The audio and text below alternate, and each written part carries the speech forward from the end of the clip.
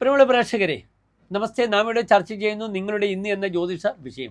നിങ്ങളുടെ ഇന്നിൽ നാം ചർച്ച ചെയ്യുന്നത് ഇന്ന് 2025 നവംബർ മാസം 12-ാം തീയതി, അതായത് 1201 തുലാമാസം 26-ാം തീയതി ബുധനാഴ്ചത്തെ ശുഭാശുഭ ഫലങ്ങളാണ്.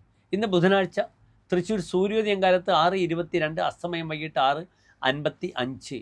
ഇന്നത്തെ ബുധനാഴ്ചത്തെ നക്ഷത്രം ആയില്യം നക്ഷത്രമാകുന്നു.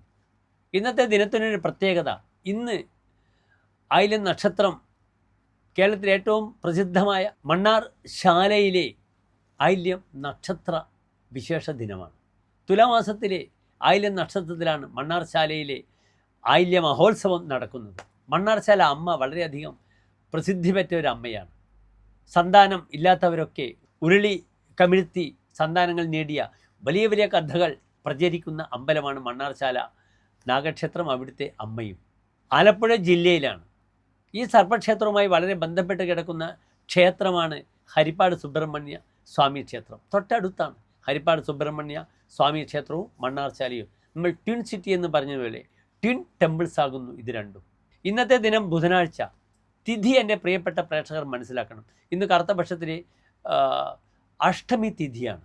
ഒരു ശുഭകാര്യങ്ങൾക്ക് നാം സ്വീകരിക്കാത്ത തിഥിയാണ് അഷ്ടമി. വിവാഹത്തിന് ഏറ്റവും നല്ലതാകുന്നു കറുത്തപക്ഷത്തിലെ അഷ്ടമി. കൃഷ്ണാഷ്ടമി. അത് ശ്രീകൃഷ്ണൻ്റെ രോഹിണി നക്ഷത്രവുമായി ബന്ധപ്പെട്ട് കിടക്കുന്നതുകൊണ്ടാണ്. ഒഴിഞ്ഞ തിഥിയാണിതൊക്കെ, അഷ്ടമി തിഥി. അത് വെളുത്ത പക്ഷത്തിലായാലും കറുത്ത പക്ഷത്തിലേതായാലും. ഇന്നത്തെ നക്ഷത്രം ആയില്യം നക്ഷത്രവുമാണ്.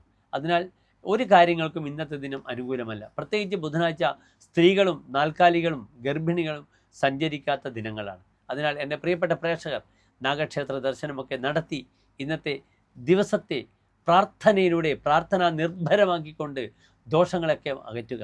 സർപ്പപ്രീതി ചെയ്യുന്നത് വളരെ നല്ലതാണ്. സന്താന പരമ്പരകൾക്ക് സർപ്പപ്രീതിയിൽ ആവശ്യമേവ കരണീയം.